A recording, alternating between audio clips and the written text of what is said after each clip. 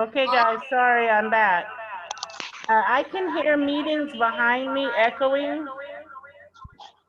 That means that some of your brothers or sisters maybe have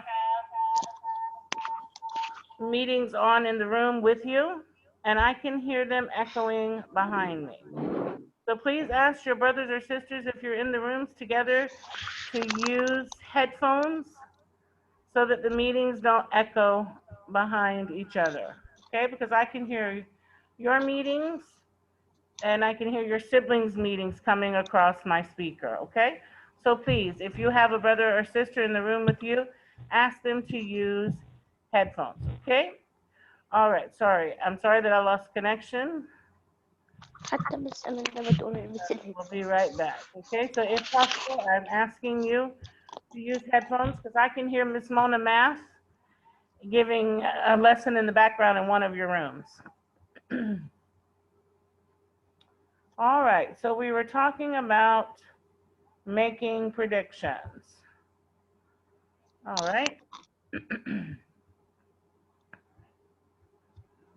Okay, so Farida, your hand is up. Farida, can you tell me what it means to make a prediction? I'm sorry, I raised my hand without meaning.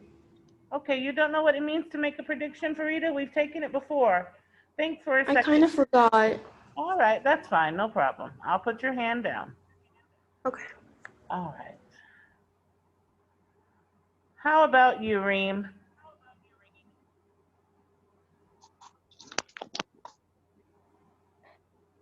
prediction means what will happen.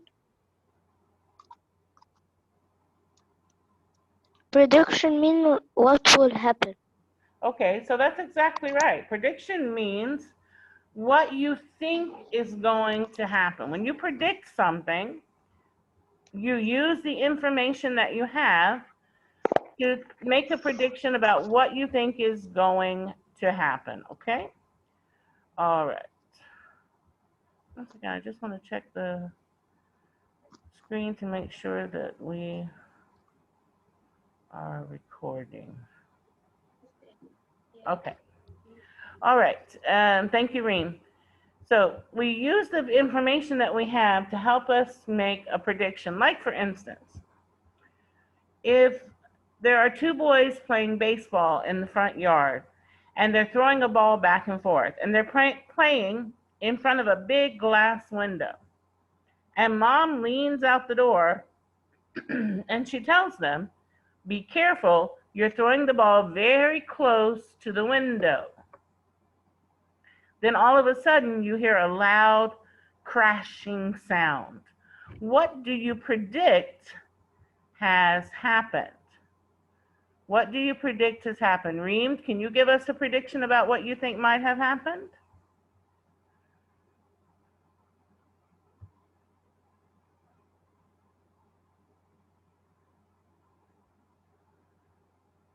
All right, the only hands that I have up are the same hands every time. Yusuf, can you give me a prediction about what you think might have happened? She shooted the ball very hard, then it broke the window. That's right. The boys threw the ball very hard and it broke through the window. Very good. So we use the information that we have. Thank you, Yusuf. We use the information that we had to come up with our prediction. Okay, so making predictions, excuse me, to use the information you have to help you decide.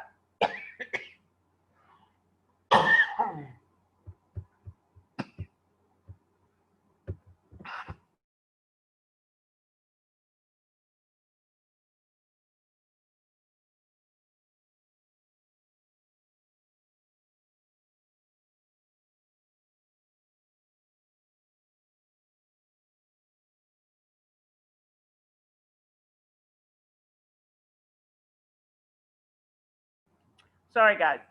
So to use the information that you have to help you make a prediction, to help you decide what you think will happen next, okay?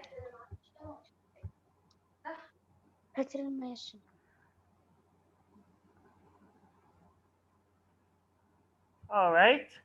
Problem and solution. All right, problem. Problem. Let's see. I need new hands. I have the same people raising their hand over and over. I want to hear new hands. I'm sorry, I want to see new hands.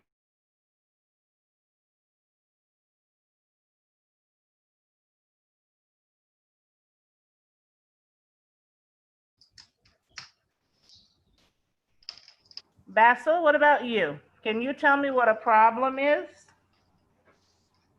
Mr. Sound's glitching. I'm sorry, say that again. I can't hear you. I can't hear you, Basil. You have to raise your voice. Your sound is glitching. My sound is glitching. Yes. Okay, I asked you, what does it mean to have a problem?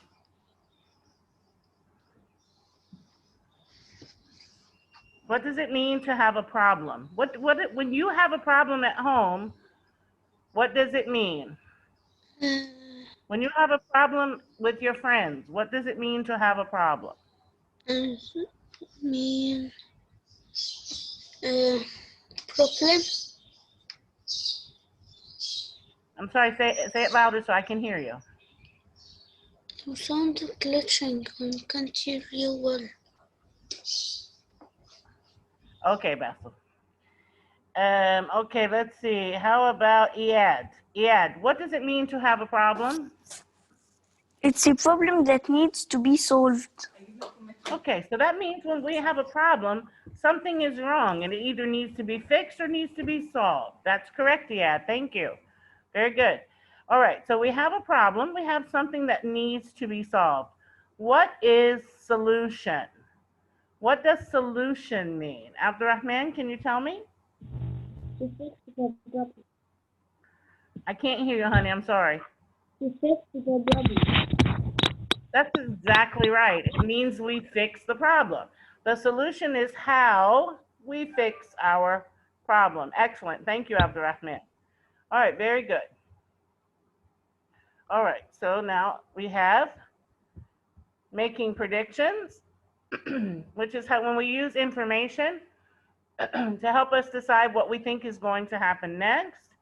We have problem, when there is something that needs to be fixed or solved. And we have solution, how we fix our problem, okay? All right, this week's genre. Genre, tell us, I'm lowering hands because there's no question to answer. So please keep your hand down until I ask a question, okay? This week's genre is realistic fiction, okay? My students from last year, we've taken realistic fiction before. For the new students, realistic fiction is one of my favorite genres to read. All right, who can tell me first? Let's review. What does the word genre mean?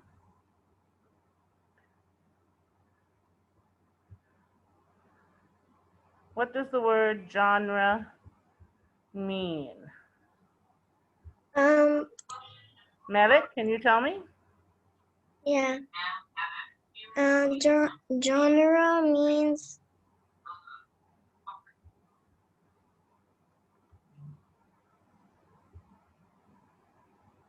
Did you forget? yeah. That's all right. It happens to us all sometime. No problem. Let's ask a friend to help us, okay? Okay. All right. Jenna, what does genre mean? A type of a story. That's exactly right. It's the type of story. The genre is the type of story. And our story this week is realistic fiction. All right, let's see. Who's sitting around being very quiet? Somebody's voice I haven't heard today. Let's see. Hello, Ed. Oh, hello, miss. How are you? Fine, thank you. I'm fine, thank you. Good, honey. Can you tell me what realistic fiction is? It's a made-up story. That's right. Has What else? characters, settings, and events that could exist in real life, includes dialogues. Very good. Thank you very much, Iad.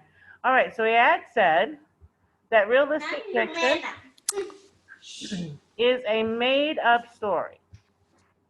Okay, so the story is not real. Someone made it up. But the characters, the settings, and the events are all things that could happen in real life. You could know people like the people in the story. You could go to places like the places in the story. The events that happen in the story could actually happen in everyday life. Okay, that's what realistic fiction is. All right. Now, oops, not what I want. All right. So now we have, let's go back and recap. Make predictions to tell what you think is going to happen next based on the information from your story. Problem, something that needs to be fixed or solved. Solution, how you fix or solve your problem. And realistic fiction. Realistic fiction is a made up story. Okay? All right, let me just go here for 1 second. All right, and we have idioms. Now, we took idioms before, I think, in grade 3. I'm going to give you a couple of examples of what idioms are. A group of words that have a different meaning from the words that are in the group of words. That's what an idiom is, okay? So an idiom is like when I say, it's raining cats and dogs. Are there really dogs and cats falling from the sky outside? No. But to say it's raining cats or dogs means what? Who knows what it means to say it's raining cats and dogs? I'm putting on Wahba, okay? Wahba, tell me. What does it mean to say it's raining cats and dogs? It means it's raining heavily outside. That's exactly right. Thank you, Wahba. It does mean it's raining very heavily, okay? All right, what if I say see eye to eye? Does it mean we put our eyes together? Do we put our eyes against each other to see? What does it mean to see eye to eye? Does anybody know? Farida, do you know? And to pay attention. No, not to pay attention, although that's a very good guess. Okay, anybody else who knows see eye to eye? Hamza. To see each other in real life instead of talking on the phone. Also a very good answer, but no, that's not it.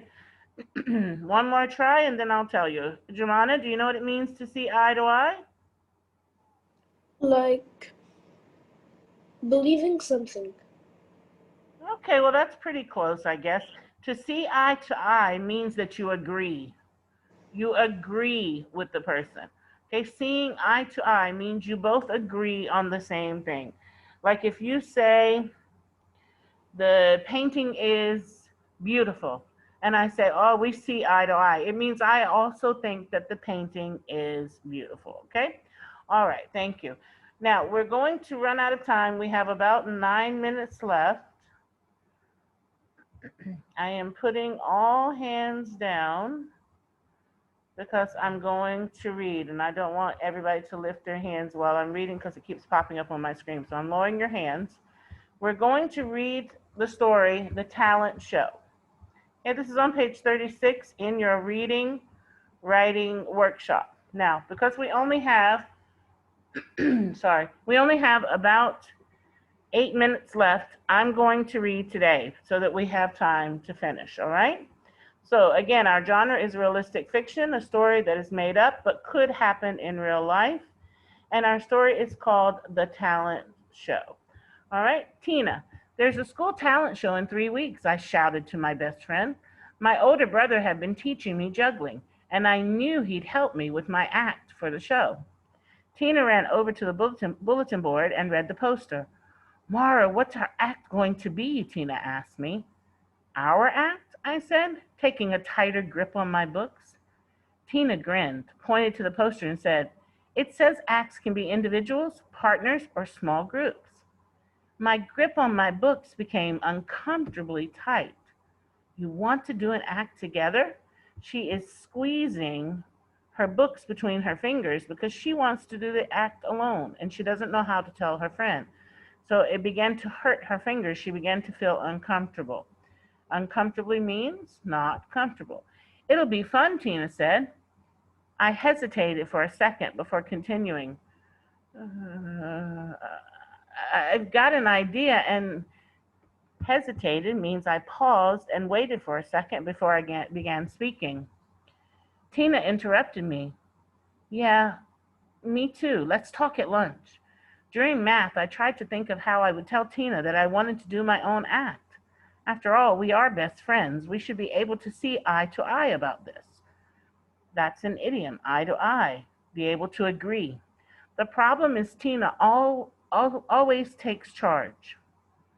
I don't speak up, and then I end up feeling resentful about the whole situation. To feel resentful means that she feels bad and she's angry at her friend for taking charge, but she never speaks up and tells her friend. I desperately wanted to win, but it was more than that. I wanted to win on my own with an act that was all mine. She wanted very much to win. At lunch, Tina started talking as soon as we sat down. I have it all planned out. My inspiration came from that new TV game show, You've Got Talent. Inspiration, remember, is when you have a sudden idea. She got the inspiration from watching the show, and she thought of the idea of them to do something like the show. We can sing along to a song and do a dance routine, and my mother can make us costumes. Yeah, that's good, I said. But I had another idea. I told her about my juggling act. Tina considered it. Nah, I don't think I can learn to juggle in 3 weeks. And I'd probably drop the balls, she said. We don't want to be humiliated, right? She's saying we don't want to be embarrassed when she drops the balls. At recess, I ran around the track a couple of times just to let off steam. When my grandmother, just to let off steam. Was there really steam coming from her body? No. To let off steam means to calm down. When you're angry or upset about something, you release that anger by calming down. When my grandmother picked me up after school, she drove a few minutes and finally said, Cat got your tongue? Okay, was grandma really asking if the cat took her tongue? No, the term cat got your tongue is an idiom that means why are you so quiet? I explained about the talent show and she listened carefully. So Tina is not being respectful of your ideas. But it sounds as if you aren't either. What? I shouted. I told Tina her idea was good. No, said my grandmother. I said that you weren't being respectful of your own ideas. Or you would have spoken up. I understand that you're friends, but you're still accountable for your own actions. So her grandmother is telling her she's responsible, and she can't be mad at her friend if she doesn't speak up and tell her how she feels. I thought about this. So what should I do? I asked. I advise you to tell the truth. Grandma is giving her her opinion and telling her what she thinks she should do. She is advising her to tell the truth. She said, it wouldn't hurt to let Tina know what you want. Besides, my grandmother added, it will be good for your self-esteem. Remember, self-esteem is when you feel confident and good about yourself. And so she's telling her that by telling her friend what she thinks is going to help improve her self-esteem. When we got home, I took 12 deep breaths, called Tina and told her that I was going to do my juggling act. She was curt on the phone. Curt means very short when you speak to someone in a very abrupt and smart way. And I spent all night worrying that she would be mad at me. So when she told her friend what she wanted to do, she was afraid she was going to get angry at her because she had never stood up for herself. She had always done what her friend wanted her to do. The next day, she described her act and her costume, but the biggest surprise came at recess when we played a game that I chose, not Tina. So now that she stood up for herself, Tina is letting her pick the game as well. I guess standing up for myself did pay off. All right, so when she spoke up for herself, her friend had more respect for her. And so grandma's advice was good advice, okay? We have about 2 minutes left. Do you have any questions regarding the story or vocabulary? If anyone has questions regarding the story or regarding vocabulary, please raise your hand. No questions? Everybody understands everything? Excellent. All right, let's go very quickly back through everything with these last 2 minutes. Remember, we have accountable, which means you are responsible. We have advise, which means that you try to tell someone what they should do by giving your opinion. Desperately, when you have or want something very badly, or you have a sense of no hope, you can be desperate in a way that you really want to do something. You can be desperate in a way that you have given up completely. Both are extremes. Hesitated is when you pause for a second before doing something. Humiliated, to be embarrassed. Inspiration, when you have a bright, sudden idea. Self-esteem, the way you feel about yourself when you feel confident and feel good about yourself. Uncomfortably, the opposite of comfortable, when something does not feel comfortable. Oops, also not what I am looking for. 1 second. All right. Then we have making predictions, where we use the information in our story to help us decide what is going to happen next. Problem, when something needs to be fixed in our story. Solution, how we fix what needs to be fixed. Realistic fiction is our genre, our type of story for the week. It's a story that's made up, but the events, characters, and setting are like the people, places, and things that we encounter every day, what we actually see in real life. And includes dialogue, means that people are talking back and forth to each other. Dialogue are the words that the characters say to each other. Dialogue are the words that the characters say to each other, okay? And the last one were idioms. Idioms are a group of words that have a different meaning than the words themselves mean. Like a piece